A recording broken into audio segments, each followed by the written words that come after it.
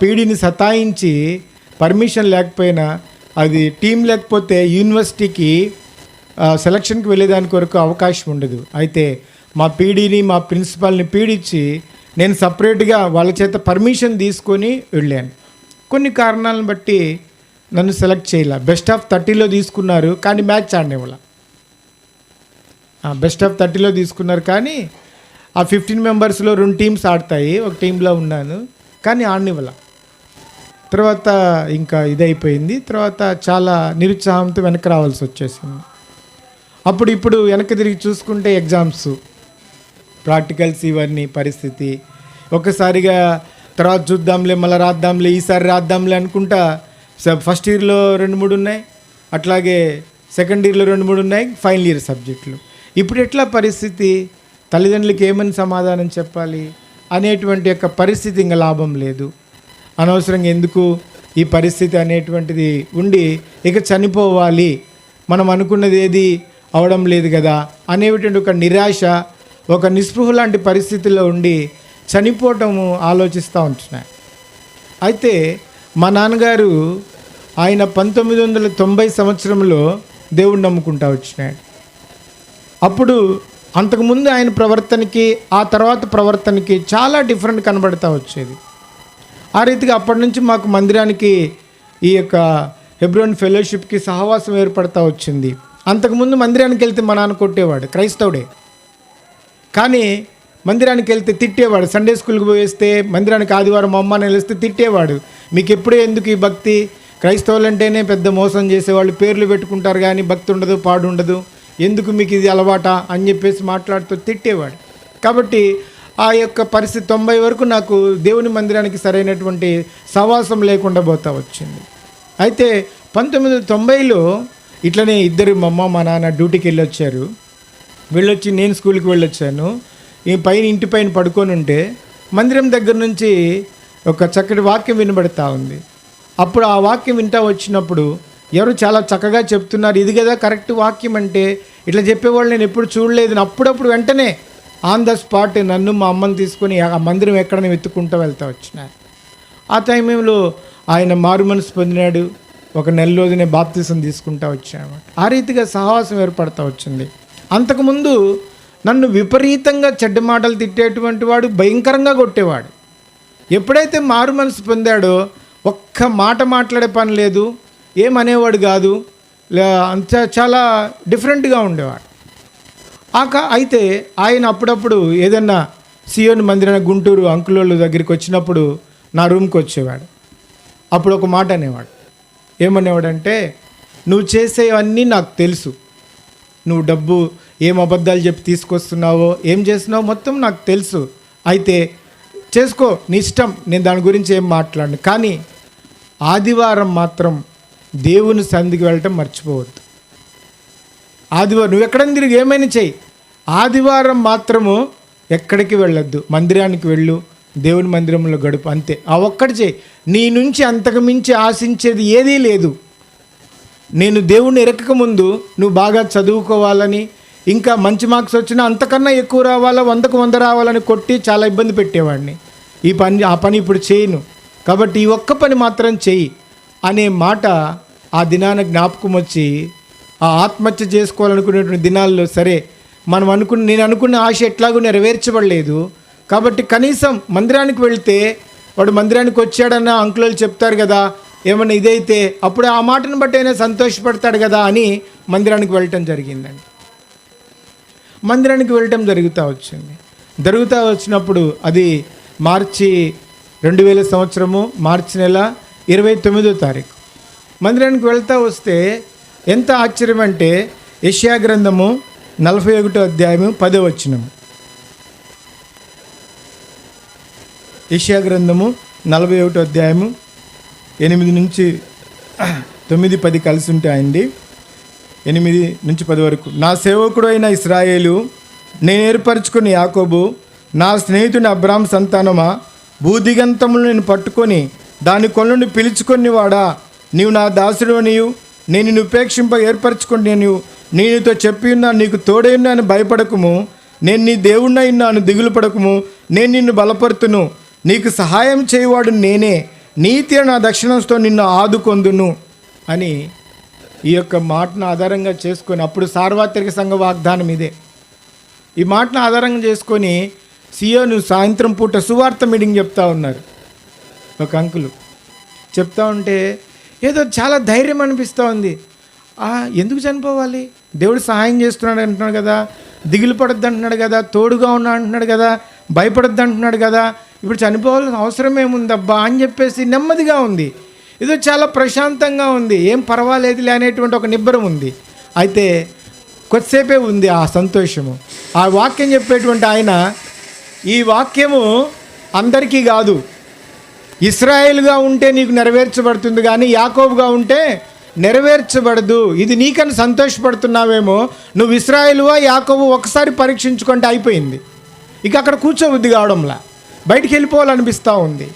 ఆ రీతిగా వాక్యం చెప్పిన తర్వాత అప్పుడు నా దుర్మార్గమైనటువంటి జీవితం అంతా ఎంత విచ్చలవిడిగా గడుపుతూ వచ్చినానో అది బయటపడతా వచ్చింది.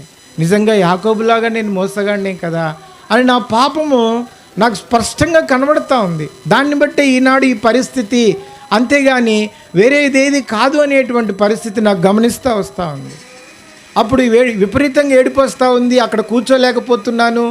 ఇక త్వరగా అయిపోతే బాగుండి వెళ్ళిపోదాం అనుకుంటున్నాం అని చెప్పేసి అనుకుంటా ఉన్నప్పుడు అప్పుడు చివరిలో వాక్యం అయిపోయిన తర్వాత దైవ సేవకులు చెప్తా ఉన్నారు, వెళ్ళిపోవాలనుకుంటున్నాము, ఇక్కడ నుంచి వెళ్ళిపోతే నీ పరిస్థితి ఏంటి, మరణం వస్తే నీ పరిస్థితి, ఒకవేళ ఆత్మహత్య చేసుకోవాలని తిరుగుతున్నావేమో అంటే ఇప్పుడు నా పరిస్థితి అర్థమవుతా వచ్చింది. ఆ రీతిగా ఇశ్రాయేలుగా మార్చేదాని కొరకు ప్రభువైన యేసుక్రీస్తు వారి యొక్క శిలువ బలియాగము నీకు అందుబాటులో ఉంది. నువ్వు ఆయన్ని విశ్వసించి నేను పాపిని అని ఒప్పుకుంటే చాలు, నీ యొక్క పాపాలు క్షమిస్తాడు, నీ యొక్క జీవితాన్ని అద్భుతకరంగా మార్చివేస్తాడంటా వచ్చినప్పుడు నాకు ధైర్యం వచ్చి, వద్దు నేను యాకోబులాగా ఉండొద్దు, ఇశ్రాయేలుగా మారాలి అనేటువంటి బలమైన ఆశ కలుగుతూ వచ్చింది. అప్పుడు మనసులో ఆ మాట చెప్తా ఉంటే ప్రార్థన చేసుకుంటా వచ్చినాను, అట్లా తలుచుకుంటా వచ్చినాను. అప్పుడు వెంటనే నువ్వు ఈ ప్రార్థన చేసుకుని ఉంటే నువ్వు లేచి నిలబడు అని చెప్పేసి అంటే అప్పుడు అందరిలో ఎట్లా నిలబడాలి అని భయమేస్తూ వచ్చినప్పుడు సరే దైవ సేవకులు చెప్పిన తర్వాత వెంటనే నిలబడతా వచ్చినాను. వాళ్ళు నా కొరకు ప్రార్థన చేస్తూ వచ్చినారు. రూమ్కి వెళ్ళిన తర్వాత ప్రార్థన చేసుకోవాలనిపిస్తుంది, బైబిల్ చదవాలనిపిస్తుంది. ఆశ్చర్యకరమైన సంగతి ఏంటంటే అంతకుముందు పెద్ద భక్తుల్లాగా బైబిల్ తీసి చదివేవాడిని, కానీ ఆదికాండం 10వ అధ్యాయం వరకే. ఎన్నిసార్లు అయినా మళ్ళీ ఎక్కడ ఆపైనా గుర్తుండేది కాదు. మళ్ళీ మొదటికి వచ్చేవాడిని, మళ్ళీ 10వ అధ్యాయమే, మళ్ళీ మొదటికి వచ్చేవాడిని, మళ్ళీ 10వ అధ్యాయమే. అట్లాంటిది కొన్ని అధ్యాయాలు చదువుకుంటా వచ్చినాను. భలే ఆనందంగా ఉంది. అరే ఇంత సంతోషం గతంలో నాకు ఎందుకు లేకపోయింది, అప్పుడు పాపం ఉంది కాబట్టి ఆ పరిస్థితి ఏమో అని చెప్పేసి చదువుకుంటా వచ్చినాను. ఆ తర్వాత హృదయం అంతా భారమైపోతూ ఉంది. ప్రతి ఒక్క పాపం చిన్ననాటి నుంచి పెన్సిల్ దొంగతనం చేసిన దగ్గర నుంచి పెద్ద భయంకరమైనటువంటి స్థితి వరకు కూడా దేవుడు జ్ఞాపకం చేస్తూ ఉంటే 9 రూమ్కి వెళ్ళి ప్రార్థన చేసుకుంటా ఉంటే 12-1 అయింది. కన్నీళ్ళు కారిపోతూ ఉంటున్నాయి. అట్లా ఎప్పుడైతే ఆ 12 అయిన తర్వాత ఆ యొక్క భారం అంతా దొరికించిపోయి చాలా నెమ్మదిగా ఉంది, ఏదో సంతోషం దొరుకుతూ వచ్చింది. అప్పుడు ధైర్యం వేసి ఇంకేం పర్వాలా ఎగ్జామ్స్ రాస్తాము అనేటువంటి తీర్మానంకి వచ్చేసి ఈ యొక్క ఆత్మహత్యను పోస్ట్పోన్ చేసుకుంటూ వచ్చినాను. అంతేకాదు ఇక మందిరానికి వెళ్ళాలనిపిస్తుంది, అసలు రూమ్లో ఉండబుద్ధి కావడంలా, మందిరంలోకి వెళ్ళి ఏదో ఒక పని చేద్దాం అక్కడే గడుపుదాం అనిపిస్తూ ఉంది. అట్లాంటి పరిస్థితి వస్తూ ఉండి చదువుకునేవాడిని, మందిరం దగ్గరికి వెళ్ళి వచ్చేవాడిని, అట్లా సంఘ ప్రార్థనకు అన్ని గుడుగులకి వెళ్తా వచ్చినప్పుడు ఒక డౌట్ వచ్చింది. తెలిసి క్రైస్తవ కుటుంబంలో పుట్టి ఎంత భయంకరంగా జీవించిన దేవుడు నా ప్రార్థన విన్నాడంటావా, నా పాపాలు క్షమించబడ్డాయా అనే డౌట్ మొదలైంది. మళ్ళీ దిగులు మొదలైంది. ఏమైతే ఆనందిన బుద్ధి కావట్లేదు, ఏమీ ఇది కావట్లా, నెమ్మది లేకుండా ఉంది. అప్పుడు ప్రార్థన చేసుకున్నా, ప్రభువా మరి నువ్వు వినేటువంటి దేవుడివే, నువ్వు క్షమించాలని చెప్పాల్సిన అవసరం నాకు లేదు, నువ్వు విన్నావని చెప్తే తెలిస్తే నాకు చాలు, నా ప్రార్థన నీ దగ్గరకు చేరింది అనేటువంటి మాట వినబడితే చాలు, నేను నమ్ముతాను ప్రభువా అనేటువంటి చిన్న ప్రార్థన చేసుకుంటా వచ్చినప్పుడు ఏప్రిల్ 13వ తారీఖు అసలు మర్చిపోలేను నేను. ఆ రోజు సంఘ ప్రార్థనకి వెళ్ళొచ్చి అప్పటి నుంచి వాక్యం రాసుకోవటం అలవాటు చేసుకున్నా. ఇక అక్కడే వాక్యం రాసుకుంటా. వచ్చిన తర్వాత ఆ చెప్పిన వాక్యాన్ని నెమరేసుకుని దాన్ని ఒకసారి చదువుకున్న తర్వాత మళ్ళీ దినభాగం చదువుకొని పడుకుంటా అనమాట. అట్లా వాక్యం చదువుతూ ఉంటే 1 తిమోతి రాసిన పత్రిక 6వ అధ్యాయం 12వ వచనం. 1 తిమోతి రాసిన పత్రిక 6వ అధ్యాయం 12వ వచనం. విశ్వాస సంబంధమైన మంచి పోరాటం పోరాడము, నిత్య జీవం చేపట్టము, దాన్ని పొందుటకు నువ్వు పిలువబడి మంచి ఒప్పుకోలు ఒప్పుకుంటువి. ఆ మాట ఎప్పుడైతే ఈ యొక్క తీర్మానం నేను చేసుకున్నానో, ఆ యొక్క పాపభారం దొర్లించిపోయింది అనిందో, అప్పుడు సీఎంలో అంకులోళ్ళు సువార్తకు అట్లా వాళ్ళతో వెళ్తూ ఉంటే ఆ ట్రాక్స్ అవి ప్యాక్ చేస్తావు అన్నీ పని చేస్తూ ఉండేవాడిగా. వాళ్ళు అనేవాళ్ళు, ఏమబ్బా చాలా సంతోషంగా ఉన్నావే అనేవాడు. అంకుల్ నా పాపాలు క్షమించబడాయి అంకుల్ అంటే మా పాపాలు కూడా క్షమించబడాయి లేబ్బా, మాకు ఇంత ఆనందం లేదే అనేవాడు అంకుల్. ఒక అంకుల్ అంటే ప్రతోడికి చెప్పేవాడిని. అప్పుడు అంకుల్కి ఇసుకుపుట్టి, ఒరే మా పాపాలు కూడా క్షమించాడు లేరా అనేవాడు. కానీ నాకు ఏదో సంతోషంగా ఉంది అంకుల్, చెప్పాలి ఉందంటే ఆ సమయం వచ్చినప్పుడు చెబుతుగాలే అనేవాడు ఆయన. అని అట్లా చెప్తా వస్తూ ఉన్నాను కదా. అప్పుడు నాకు ఈ వాక్యం ద్వారా ఫస్ట్ మంచి ఒప్పుకోలు ఒప్పుకుంటూ మాట్లాడితే అబ్బా ఇంకా తిరుగులు ఇంక చాలు, ఇప్పుడు మనము పోయినా కానీ ఇంక దిగులు లేదు, ఇంక చాలు, ఒక గొప్ప నిశ్చయత నాకు దొరికింది. నా ప్రార్థన దేవుడు విన్నాడు. అబ్బా ఇట్లాంటి వాడి ప్రార్థన కూడా దేవుడు వింటాడు. ఇంకా అసలు ఆశ్చర్యం. ఎట్లా విన్నావు ప్రభువా, నువ్వు పాపులు మరి విన్నావు కదా, ఇంత దౌర్భాగ్యం ఎట్లున్నావు నాయన అనేటువంటిది చాలా సంతోషం ఇస్తూ వచ్చింది. అట్లా నా పాపాలు క్షమించబడ్డాయి అనేటువంటి నిశ్చయత నాకు కలుగుతూ వచ్చింది. ఏప్రిల్ 13వ తారీఖు అంతటితో వదిలిపెట్టలేదు. ఏప్రిల్ 14వ తారీఖు దినభాగం చదువుకుంటా ఉంటే అపోస్తుల కార్యములు 22వ అధ్యాయము 15-16 వచనాలు. నువ్వు కన్న వాటిని గురించి విన్న వాటిని గురించి నాకు సాక్షివై ఉంటావు కాబట్టి తడువు చేయటేందుకు లేచి యేసుక్రీస్తు నామములో బాప్తిసం పొంది నీ పాపం కడిగి వేసుకోమని చెప్పిన. ఆ మాట చదవగానే భయం వేసింది. ఎందుకంటే ఒకసారి నేను యూత్ క్యాంప్ హెబ్రోన్లో తీర్మానం చేసుకున్నాను. అప్పుడైతే వాళ్ళు ఏమన్నారు, మీ ఊరిలో సంఘం ఉంటే ఇక్కడ బాప్తిసం తీసుకోవద్దు, అక్కడ తీసుకోండి అని చెప్పారు. అందుకని నేను ఇంటికి వచ్చా. ఇంటికి వస్తే నాన్న నేను బాప్తిసం తీసుకుంటాను నాన్న, యూత్ క్యాంపులో తీర్మానం చేసుకుంటే నీ ముఖం, నీ బతుకే మారలే, నీ పద్ధతే మారలే, నీ బట్టలే మారలే, నీ జుట్టే మారలే, నువ్వు ఏడరా మారు మనసు పొందింది అన్నాడు. అనేసరికి ఏం అర్థం కాలే, ఏం చేయాలో అర్థం కాలే. సరే అని చెప్పేసి అట్లా మరి మాకు బ్రతికే మారలేదు, మా నాన్న వద్దన్నాడు, ఇప్పుడు ప్రభు మాట్లాడుతున్నాడు, ఏం చేయాలి ఈ పరిస్థితి? అయితే అప్పుడే మారు మనసు పొందని తీర్మానం చేసుకున్నాను కదా, మరి ఆనాడు మా నాన్న ఇట్లా చెప్తా వచ్చినప్పుడు ఏం చేయాలా అని చెప్పేసి ప్రార్థన చేస్తూ ఉంటే అప్పుడు దైవ సేవకుల దగ్గరికి వెళ్ళి చెప్పారు, అంకుల్ నాకు బాప్తిసం కావాలి అంకుల్ అని చెప్పారు. ఆయన కూడా ఇదే మాట్లాడు, పోరా తెక్కలోడా నీకెందుకు బాప్తిసం అన్నాడు. ఏం చేయాలో అర్థం కాదు. ఇంటికి వచ్చా, ప్రార్థన చేసుకుంటా ఉంటే దేవుడు మాట్లాడుతాడు, నేను చెప్పిన పని ఏం చేసావు? భలే ఉంది, చేయి దెబ్బ కాలు దెబ్బ అన్నట్టుంది నా పని, నువ్వు ఇక్కడికి వస్తే నువ్వు చంపుతున్నావు, అక్కడికి వెళ్తున్నావు, ఆయన నీకు పొరా పిచ్చోడా అంటున్నాడు, నన్ను ఏం అంటే మళ్ళీ పోయి అడుగుపో అన్నాడు.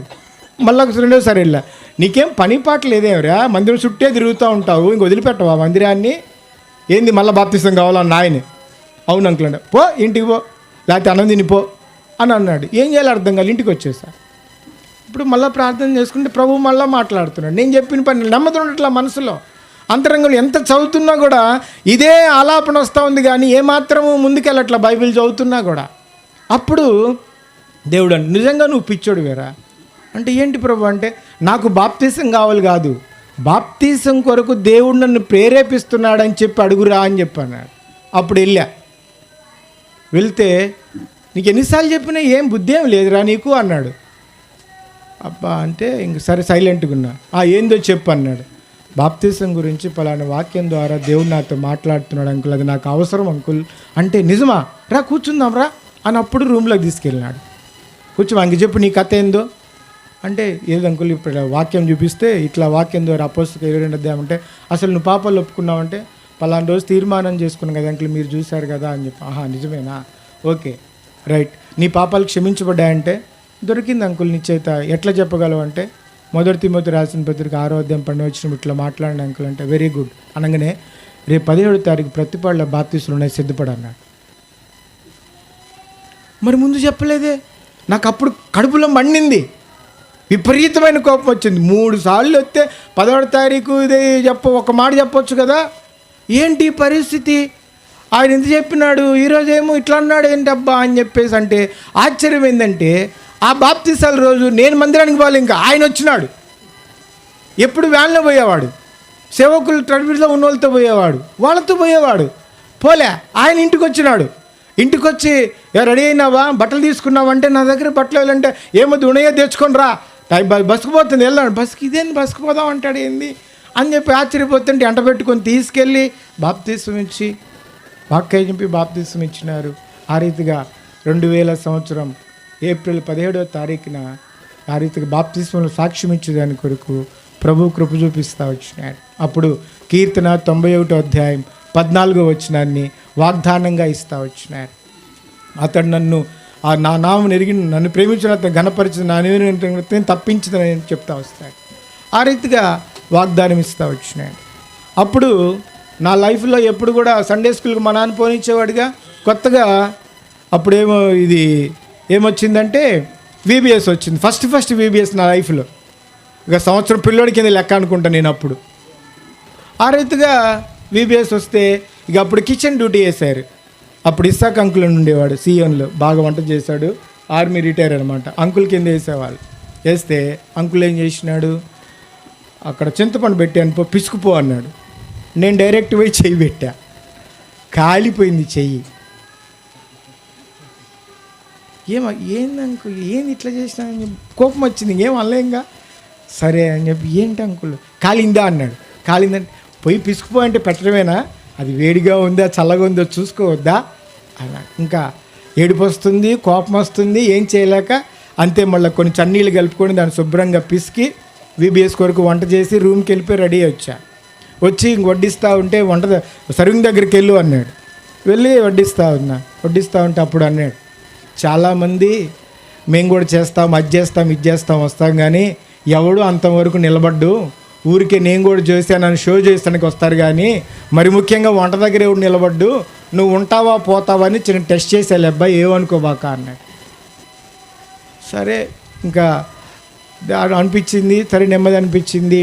ఆ రీతిగా దేవుడు బలపరుస్తూ వచ్చినాడు. ఆ సమయంలో ఆ VBSలో దేవుడు అద్భుతకరంగా సహవాసం ఇస్తూ వచ్చినాడు. ఆ VBSలో ఒక దినమున క్లోజింగ్ లెసన్ హడ్సన్ టైలర్ గురించి చెప్తా ఉన్నారు. హడ్సన్ టైలర్ గురించి చెప్తున్నప్పుడు ఆ మిషనరీ ఆయన చైనా దేశానికి సువార్త కొరకే వెళ్తూ ఉన్నప్పుడు ఆయన ఎక్కేటువంటి షిప్ మిస్ అయ్యి వేరే షిప్ ఎక్కుతాడు. ఆ షిప్ ముందు వెళ్తూ ఉంటుంది, వెనక షిప్లో ఈయన వెళ్తూ ఉంటాడు. ఈయన కళ్ళ ముందే ఆ షిప్పు మునిగిపోతుంది. అందుకనే దేవుడు నన్ను తప్పించాడేమో అని సంతోషపడతా ఈ షిప్లో ఆనందపడతాడు. మరి వాళ్ళు రక్షించబడ్డారో లేదో నీకు తెలుసా, లేకపోతే వాళ్ళు ఎక్కడికి వెళ్తారన్నప్పుడు అయ్యో నేను దానిలోనే ఉంటే బాగుండే, వాళ్ళకి 4 మాటలు చెప్పేవాడిని అని అంటా వస్తా. ఆ రీతిగా చనిపోవాల్సిన నిన్ను దేవుడు బ్రతికిచ్చాడేమో, దేవుని యొక్క సేవ కొరకే నువ్వు తీర్మానం చేసుకుంటావా అన్నప్పుడు నాకు నా యొక్క జీవితం గుర్తొచ్చింది. ఆ రీతిగా ఇక లోకంతో కానీ లోక స్నేహం కానీ వద్దు ప్రభువా, వద్దు, ఈ చదువైనా ఏదైనా ఉపయోగం లేదు, దానివల్ల నాకు నిజమైన శాంతి ఆనందం దొరికింది, ఇక వద్దు అని చెప్పేసి నేను సేవకు తీర్మానం చేసుకుంటా వచ్చినాను. ఇక డిగ్రీ ఎగ్జామ్స్ అయిపోయినాయి, పాస్ అయిపోయినాను. ఇవన్నీ ఆటోమేటిక్గా దేవుడి కృపలు జరిగిపోతూ వచ్చినాయి. అప్పుడు నాకు తెలియదు, ఎవరో OM టీం వాళ్ళు ఒరిస్సాలో సేవ కొరకు వెళ్ళేదాని కొరకై ఎవరైనా సిద్ధపడే వాళ్ళు ఉంటే మాతో కూడా తీసుకెళ్లాలని వాళ్ళు కూడా వచ్చారంట, నాకు తెలియదు. అటువంటి సమయంలో నేను తీర్మానం చేసుకుంటా వచ్చినప్పుడు వాళ్ళతో పాటు వెళ్ళేదాని కొరకై, ఒరిస్సాలో సేవ చేసేదాని కొరకై నాకు దేవుడు అవకాశం కల్పిస్తూ వచ్చినాడు. ఆ రీతిగా దేవుడు తన యొక్క పని కొరకై తీర్మానం చేసుకుంటా వచ్చినాను. తర్వాత మళ్ళీ ఒక డౌట్ పెట్టినాడు, నువ్వు సమర్పించుకున్న బాగానే ఉంది, మరి దేవుడు అంగీకరించినాడా లేదా, ఆయన పిలుపుందా లేదా అని చెప్పి మళ్ళీ ప్రశ్నించే వాళ్ళు బయలుదేరిన వచ్చిన. అటువంటి పరిస్థితి వస్తూ వచ్చినప్పుడు ప్రార్థన చేస్తూ వస్తే దేవుడు అనేక వాగ్దానాలు ఇస్తూ మాట్లాడుతూ వచ్చినాడు. ఆ తర్వాత మరలా ఎవరితో అయితే నేను వెళ్ళానో వాళ్ళు తిరిగి వచ్చేటప్పుడు దైవసేకులు, నువ్వు యవ్వన వయసులో ఉన్నావు, ఇంకా పెళ్లి కాలేదు నాయన, అక్కడ వద్దు, నువ్వు వచ్చేసే అని చెప్పేసి అంటే తిరిగి వచ్చిన తర్వాత ఇంట్లో ఇక అట్లానే ఉంటా వస్తా వచ్చినప్పుడు తర్వాత ఒక దైవ సేవకునితో చెప్తా వచ్చినప్పుడు ఆయన నేను పిలుస్తాను అప్పుడు వద్దుగానే అని చెప్పేసి అంటే ఆయన దగ్గరికి వెళ్ళకుండా ఇంటి దగ్గరే ఉండిపోతా వచ్చినాను. తర్వాత ఆయన దగ్గరికి వెళ్ళిన తర్వాత ఒక 4 years తర్వాత మా నాన్నగారికి క్యాన్సర్ వచ్చింది. హాస్పిటల్కి వెళ్ళటానికి కానీ దేనికైనా ఇబ్బందికరమైన పరిస్థితులు ఉంటున్నాయి కాబట్టి అప్పుడు నేను ఇంటికి వెళ్ళటం జరుగుతూ వచ్చింది. ఆ తర్వాత వివాహం అవడము, తర్వాత ఇంకా మళ్ళా తిరిగి ఎట్లా కుటుంబ పోషణ కొరకై పరిస్థితుల కొరకై జాబ్ చేయటము, ఒక కంపెనీలో అకౌంటెంట్గా చేయటము, తర్వాత ఒక హాస్పిటల్ పెట్టడము, ఫ్రెండ్ దాంట్లో మోసం చేయడము, ఇట్లా చాలా పరిస్థితులు జరుగుతూ వచ్చినాయి. ఆ తర్వాత నేను ఒంగోలులో చీమకుర్తిలో ఒక గ్రానైట్ మైనింగ్లో అకౌంటెంట్గా వెళ్తూ వచ్చినాను. అప్పుడు మాకు తెలిసినటువంటి వాళ్ళు కంపెనీ పెడతా వచ్చినప్పుడు ఎవరైనా అకౌంట్ చూస్తే దాని కొరకు నమ్మకస్తులు కావాలనైనా దగ్గర ఉండాలి, నువ్వైతే బాగుంటుందని చెప్పేసి మన్నయ్యని అడుగుతూ వచ్చినారు.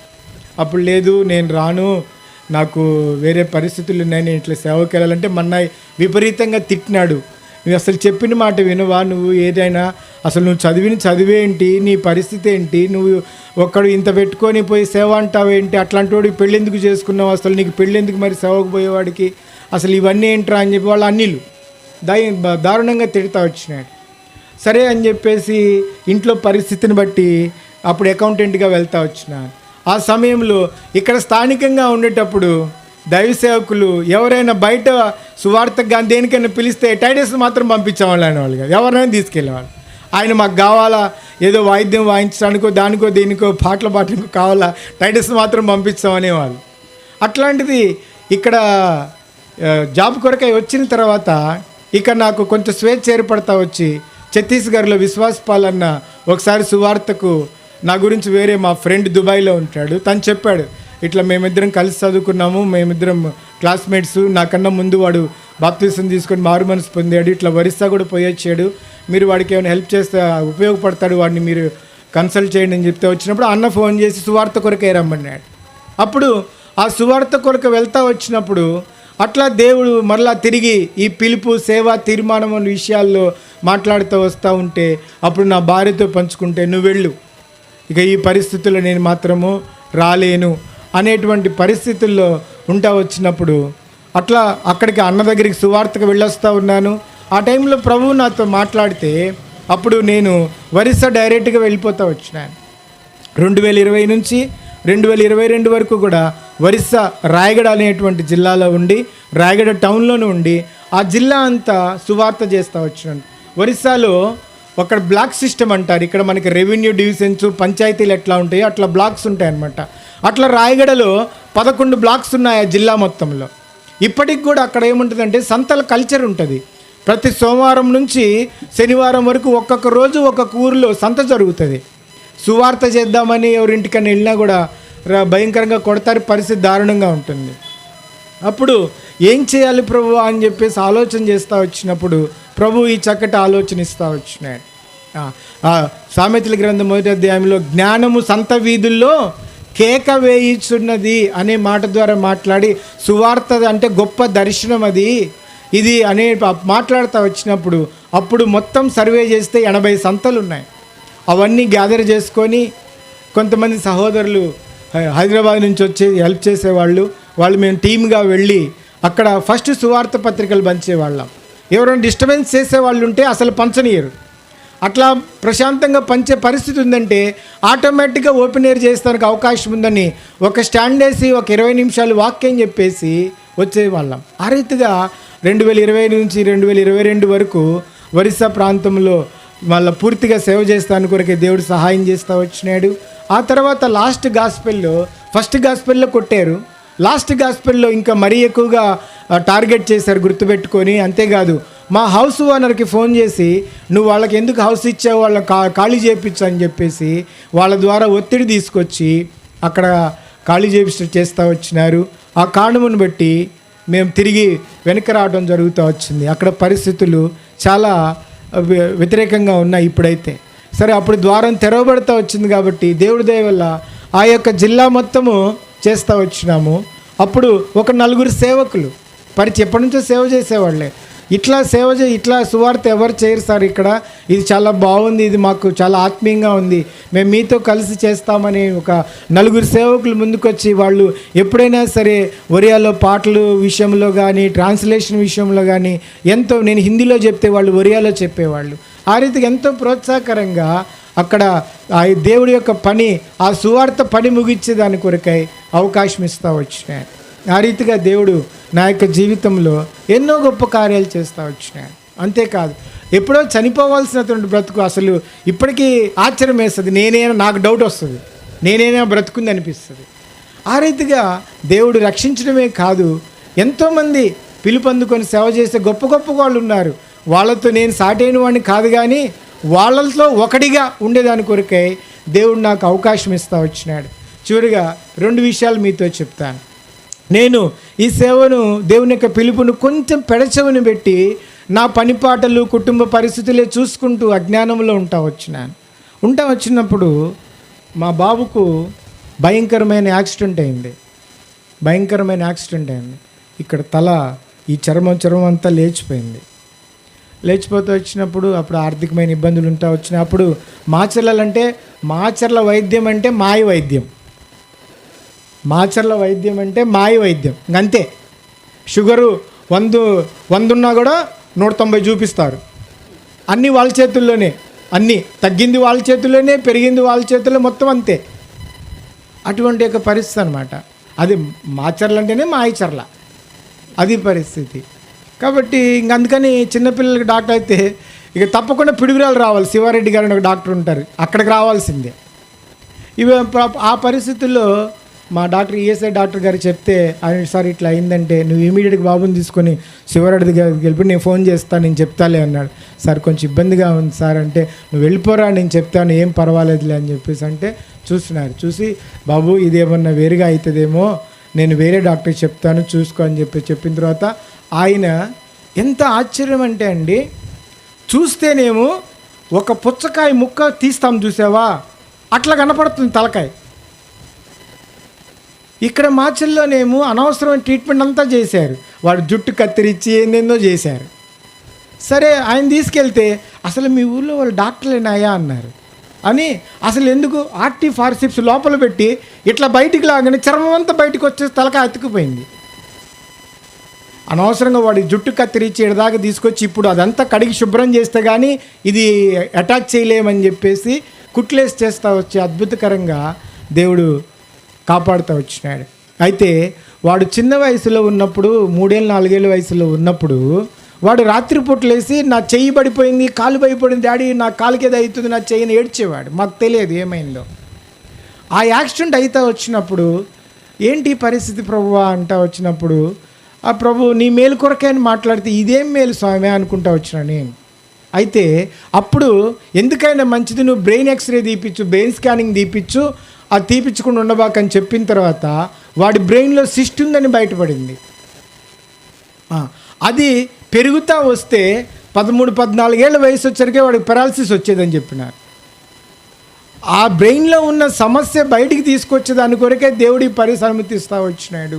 అయితే మా డాక్టర్ గారు, ఈఎస్ఐ డాక్టర్ గారు చాలా మంచి ఆయనకి ఇట్లా సంగతి సార్ అని చెప్తే, నువ్వేం కంగారు పడొద్దు, ఇప్పుడు సిటీ స్కాన్లు ఇవన్నీ అంటారు కానీ నేను ఒక మాత్ర రాసిస్తాను, అది వాడు, తగ్గితే దాని గురించి పట్టించుకోబాకు, తగ్గకపోతే నువ్వు అపోలోకి వెళ్దు కానీ నేను చెప్తానని చెప్తా వచ్చినాడు. అయితే ఆ టాబ్లెట్ వాడాను, అప్పుడు తగ్గిపోయింది.